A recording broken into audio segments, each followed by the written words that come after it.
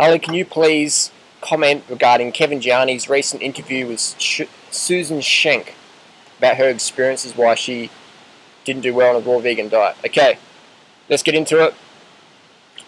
Firstly, Susan Schenk, I listened to the interviews. Kevin Gianni, great guy, does some good interviews. So I listened to the interviews of Susan Schenk, and she said she was 99% vegan. I don't know what that means, but I think if you want 100% results, it's good to do things 100%. It's just like saying I had a car accident and I was 99% on the right side of the road. Next point is Susan said she had a high carbohydrate diet, but if we look at what Susan actually did eat, it was a very high fat diet. There was lots of nuts, lots of seeds, lots of oil, lots of green vegetables, and very, very low in fruit, aka a very high fat diet, a low carbohydrate diet. So it doesn't matter if you're a vegan or a raw vegan or a vegetarian or eating McDonald's, if you eat a high fat diet, you're going to go downhill eventually. So this is Susan's daily diet, the high fat diet that I said. And here, Susan said she's eating a high carbohydrate diet. Susan's daily diet. This is from page 32 of her book. I start the day with green juice mixed with cayenne pepper to wake me up. It works as well as caffeine without the downside. Or a super smoothie with kale, orange juice, 1 banana, 2 tablespoons of bee pollen, 1 pinch of cayenne pepper, and 4 tablespoons of cacao nibs. I would be off my face if I'd ate that. Okay, next snack. She loves her chocolate.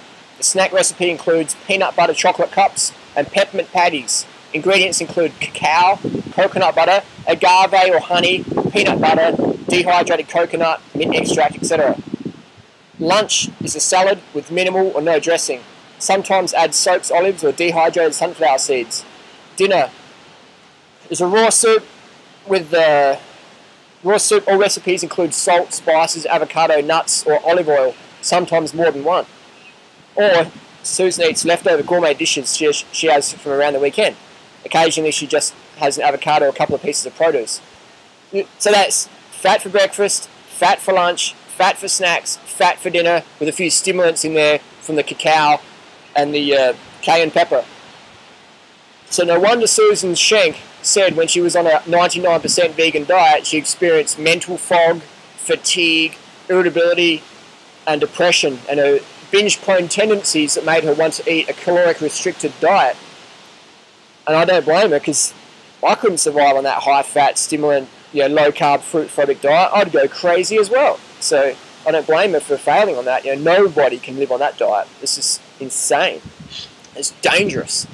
It's a dangerous diet. And no wonder people are going, I did a raw vegan diet, 99%, and I went AWOL, mate. It's like, yeah, you will when you're eating so much fat. Plant fat's better than animal fat. It's better than cooked, but it's still, you don't want to have too much of it. Lots of carbohydrates from sweet fruit, and that is the secret to a raw vegan diet, not this fruit-phobic, drug-dependent, fatted out, or Hollywood craziness. And Susan Schenk quoted a study done by Stanley Bass. Stanley Bass put some mice on a fruitarian diet, and the mice went crazy and ate each other, and they ate the brains of their fellow mice compatriots. And Stanley Bass formed the conclusion that a fruitarian diet isn't good for humans. And Susan Schenk said, that makes no sense at all. But why? Because mice and rats, they're carnivorous, they'll eat each other. So to conclude that humans can't be fruit eaters because mice can't is make the same conclusion that humans should eat other humans because mice eat other mice. It makes no sense at all. If you look at the amino acid requirements of a mouse or a rat, they require 10 essential amino acids. Humans only require 8 essential amino acids. Next point, Susan said she had to eat eggs because she had low B12. But she never had her B12 levels tested before she went on this 99% vegan diet. So it's, it's like me saying, I left my wallet at someone's house, and when I got the wallet back, there was some money missing. And then someone says, well, how much money was in there to start with, Harley? And I'm like, I don't know, but I think it must have been a lot of money. It's like saying, oh, I've got B12 deficiency, but I didn't have it checked beforehand, but I must have been okay before. I've got friends who eat raw animal products every day, almost every meal, and we've checked their serum B12, and it's always been low. We've checked their homocysteine, some of them, and it's always been high. So if raw animal products cured B12 deficiency, then we wouldn't see people with B12 deficiency who eat raw animal products, but we do. We see it a lot. Also, Susan Schenk in the photo, she's holding bananas. But she says bananas are bad, so why not hold up a picture of a dead fish or half a pig's head? And so I find that quite interesting. And another point is Susan Schenk's not even an athlete. She's probably a lovely lady. I've never met Susan. I'm sure she's a lovely lady. I'm sure she's watching this, so pay attention if you are, Susan. She's not even an athlete, and she's saying she didn't get enough protein on a vegan diet. Me, running marathons and winning 24-hour mountain bike races, I've cycled over 170,000 kilometres as a vegan. So when a non-athlete says, I didn't get enough protein, I have to ask, how many grams of protein are you getting as a 99% vegan? And how many grams of protein are you getting now? And 100% of the time, the answer is, I don't know. So how can we really objectify if we don't even know? Another thing I find is that when people do drugs, like cacao or ayahuasca or smoke a lot of the bongs, I think their mental clarity in giving health advice is a bit skewed. So I say, if you want to give health advice, great, but put down the bongs, put down the magic mushrooms, put down the acid trips, put down the ayahuasca, put down the peyote, and all these things, and start clarifying your brain rather than being on a drug high before you give health advice. And that's my little secret there.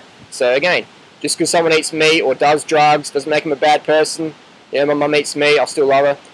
But the reason why I'm speaking out about this is because I want people to get the right information when they go on a plant-based diet, so they don't end up doing a Susan Schenk and doing a 99% vegan and doing a high-fat diet when they think they're doing low-fat and just hitting rock bottom. Another point is Susan believes in breatharians. You know what I mean? So once you believe in breatharians, you're going downhill already. There's no such thing as breatharians. People say, Harley, what about Jahas Machine? It's like Jahas Machine got debunked on 60 Minutes in Australia years ago. Wiley Brooks says eat Big Macs and drink Diet Coke. Just visit his website. So breatharianism's BS. Absolute BS. It's just another form of anorexia in the health food movement. So that's my advice, is take advice and people getting the results you desire. If you want to be a fit, healthy vegan or raw vegan, take advice and fit, healthy, raw vegans versus people who are doing drugs, who are 99% vegan, or who are vegetarian vegans, and whatever that means. So again, it's just take advice and the people getting the results you desire, and judge by results, not by theory. And some people say, Harley, you shouldn't judge people. You should just be accepting and just be quiet and just stand there and say, yay, just whatever. I say, no, I'm not going to do that. I'm going to judge because I expect people to judge me. I judge others. Judging is an innate human desire. If you don't judge, you die. And people who say they don't judge, that's BS. They're either lying or they're boring. So I say judge, question what's encouraged, and just look closely at what people are doing, you know what I mean? Ask for objective information versus subjective.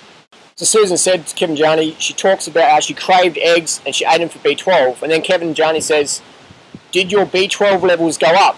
And Susan Schenk says, no. Interesting, that one. Susan says we've been eating meat for 2.5 million years. Well, how come you can't just walk up to an animal and bite it in the face like a real carnivore can?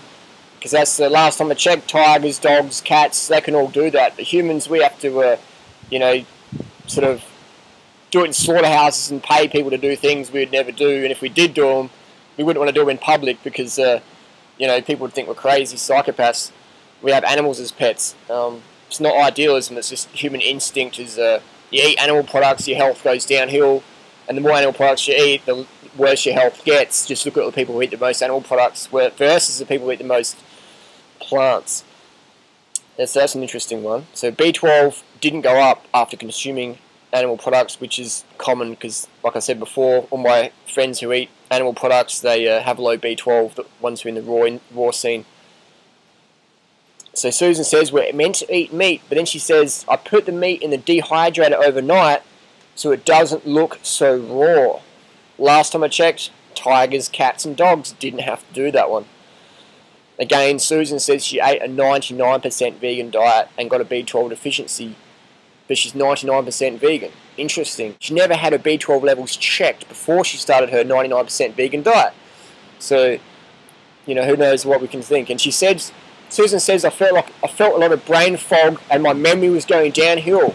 No wonder, Susan, look at the high-fat diet you're eating that was full of stimulants from the cacao and cayenne pepper. It's definitely going to make your brain foggy because your glycogen is going to be so low from your glucose-exhausted diet. What else we got here? Susan Schenk says that 99% of the fresh produce in the United States is irradiated. I don't know about that one. I mean, I just cringe when I hear breatharian wannabes who flopped on a high-fat diet that was 99% vegan, giving advice to others on how to do a raw vegan diet. It just makes me cringe. It's like me giving advice how to drive a Formula 1 car when I'm driving a golf buggy. You know what I mean? It's insane.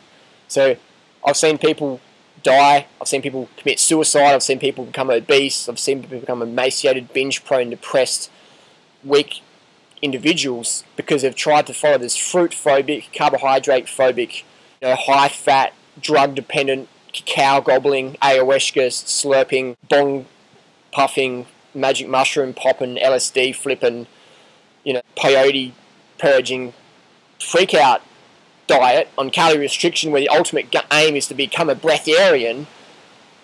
I got to say something, because I'm sick and tired of people becoming sick and tired on these crazy fad diets where fruit's the enemy, but eat as much honey as you want and don't have to do any exercise, just sit down and eat heaps of raw meat and steak and you'll become super fit. Well, hey, I advise people, look at the people in the health movement today who are the fittest and the strongest, and what are they? They're the raw vegans, the vegans, people on veganbodybuilding.com, or myself doing all the bike races, or Mike Arnstein doing all the running races, and Scott Spitz and Scott Jurek, the ultra marathon vegan athlete. If you want advice, take advice from people like us, and versus the people who are sitting around smoking bongs all day, selling you bullshit, and telling you to calorie restrict. It's insane. So again, everyone's nice. I don't believe in evil people. I just believe in bad choices. So I want to give advice to people so they can make good choices. Because again, I believe everyone's deep down is a great person. And if I'm going to point the finger, I'm going to offer the other hand as some help. So I always want to help people.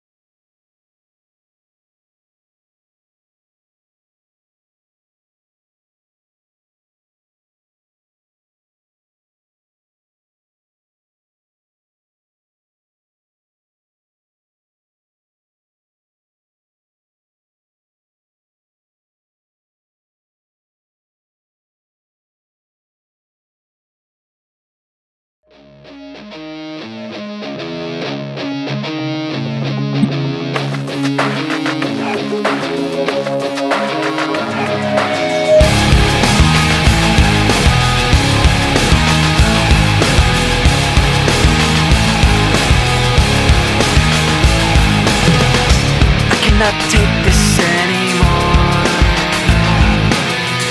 Saying everything I've said before. All these words, they make no sense. I find bliss in ignorance. Less I hear, the less you say. You'll find that out anyway. Just like before. Everything you say to me takes me one step closer to the edge, and I'm about to break. I need a little room to break, 'cause I'm one step closer to the edge. I'm about to break. I find the answers aren't so clear. Wish I could find a way to disappear.